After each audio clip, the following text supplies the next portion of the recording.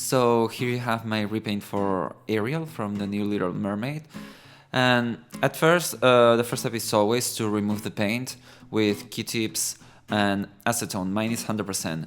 I did say with the new printing method that Mattel has with, well, the screen painting that it's pixelated, it's really hard to get.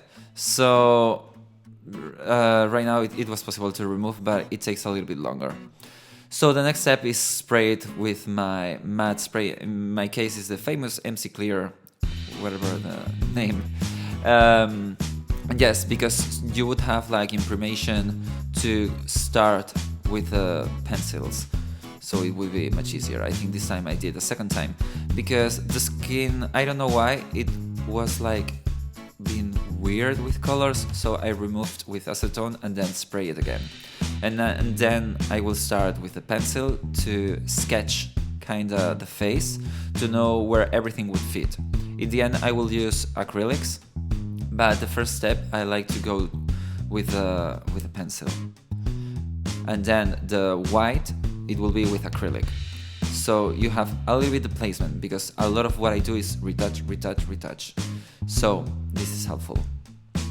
With the pencil I try to see where the eyes would be, the iris and everything, and kinda to see if it works.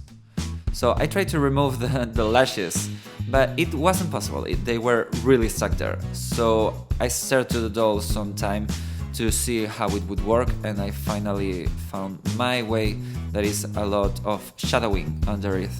So it looks like they are huge lashes, so it kind of looks like a doll, but okay. And yes, with the acrylic I'm doing the iris now, because I think it kind of worked with the pencils. So it's a lot of checking with the photos that I have in front of me right now. It's a lot of, yes, works, no, more to the left, maybe the iris are too big, and yeah, check.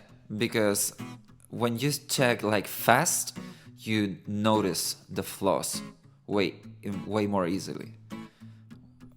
So yeah, check again, a lot of checking, a lot of doing more. Here I'm doing more shadowing under the lashes, so it looks kind of more realistic, even though the look that I look for always on my dolls is a little bit dull, a little bit realistic. I don't like very realistic, but because it's still a doll, and proportions like the neck or these kind of things are still a doll.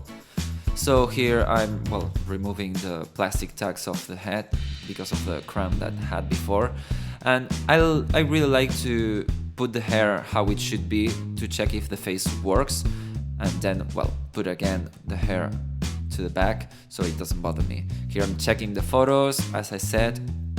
Right now the paint is like very plain.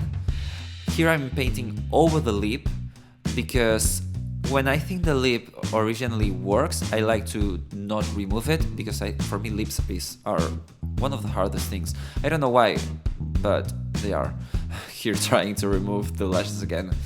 But as I said, I don't remove the lips most of the times, but I add more of the shape if I need, I remove the shape if I want to, and in this case, because it's so pixelated, I needed to paint over it.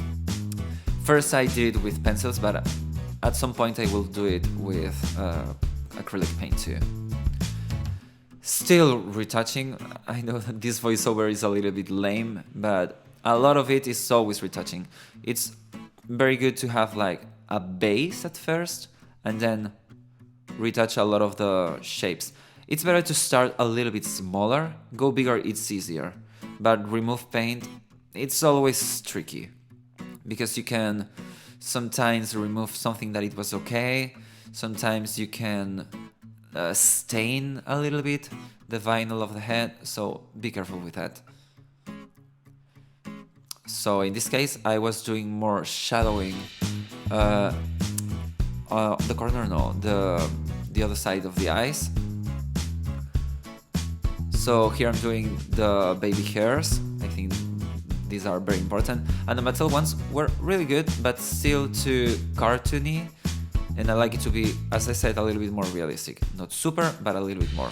In this case, when something is like as soft as her eyebrows or baby hairs, I prefer to do it with the pencils. so you have a little bit more of control. And well, as for what I recorded, sadly, that's it.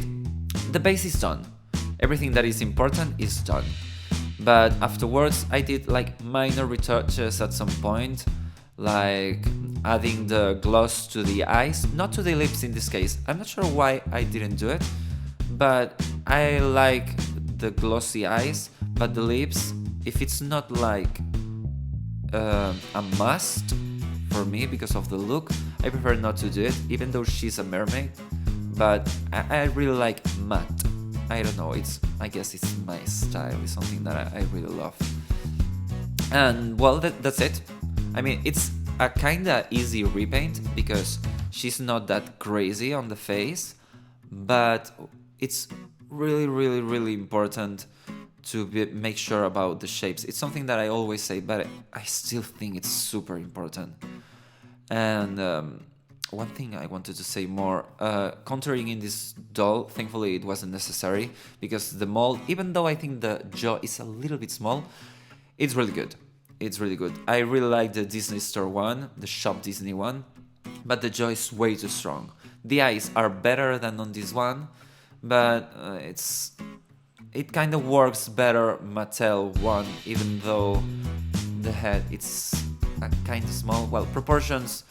Well, I will not talk about the dolls because I think there's a lot to talk about that, and I don't have the time for this video, or I think it's not the place to do it. So yeah, I really hope you like it. I need to say it was the first Ariel I did, and it was stressful because it's been so long I wanted to do this with an original mold for her that it was a lot. But I think in the end worked, and I'm proud of it. So just in case you want to know, the top and tail are a mix of this Shop Disney and Mattel, because I think none of them were perfect, but I think they all had good things, so it's a mix. I hope you like it. I hope I do another video of another doll. I always forget to do it, and I'm so sorry because of that, but I will try to do better. And thank you very much, and enjoy trying it if you want to.